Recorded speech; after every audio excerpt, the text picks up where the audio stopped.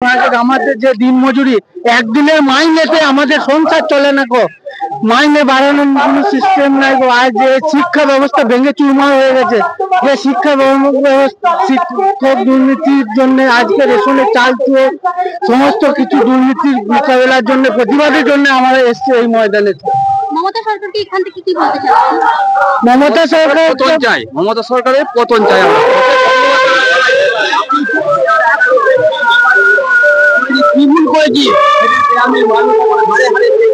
বিসর্জন চাই একেবারে লড়াই চলছে।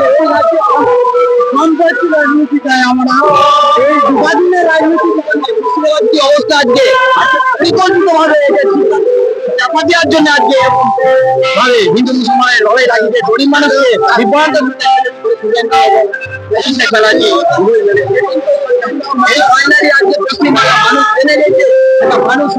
মমতা সরকারের এখানে যে দুর্নীতি, ভোট লুট, ভোট তছরূপ এবং বুথ থেকে শুরু করে একবারে কাউন্টিং পর্যন্ত এই যে ত্রাস, এই যে সন্ত্রাস, এইটা লাগাতার লেগে থাকছে। এর প্রতিরোধ করার জন্য আমরা ব্রিগেডে আসছি।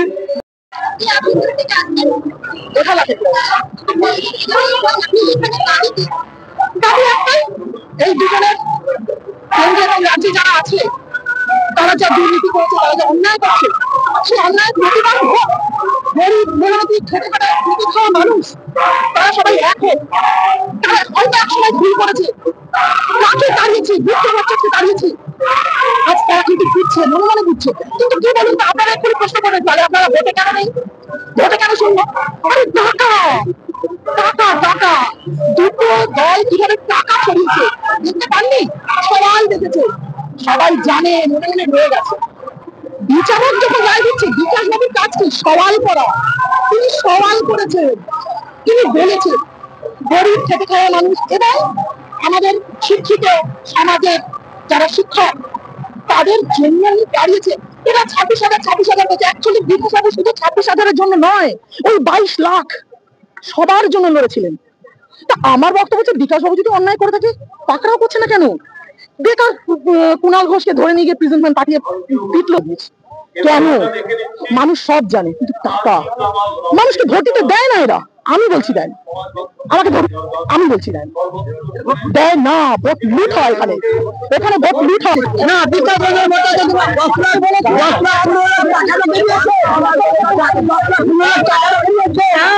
আমরা এইখানে কারখানা চাই, কারখানা চাই, বাংলা আবাস যোজনা চাইনি, কারখানা চাই, কারখানা, মানুষের কাজ কাজ কাজ, বাংলা দরকার নেই। মাটির ঘর আছে তারা পায়নি, যারা 2 ছাদ 3 ছাদ পাকা বাড়ি তারাই পেয়েছে। মাটির ঘরের কিন্তু বাসিন্দারা তারা পাকা ঘর পায়নি।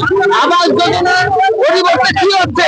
মদের দোকান করেছে, মদের দোকান করে বাংলাদেশে আজকে কি করছে? দুর্নীতিকে পূরণ করেছে, সমস্ত যুব সমাজকে একেবারে শেষ করে আসছে।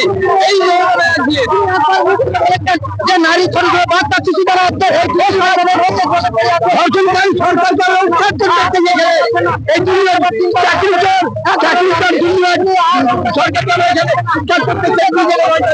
হাজার 1200 টাকা লক্ষ্মীর ভান্ডার নয়, লক্ষ লক্ষ বেকার পশ্চিমবাংলার বুকে ঘুরে বেড়াচ্ছে। মানুষ চাকরি পাচ্ছে না, কাজ পাচ্ছে না, মানুষের কাজের কর্মসংস্থান চায়। শিল্প কোথায় গেল?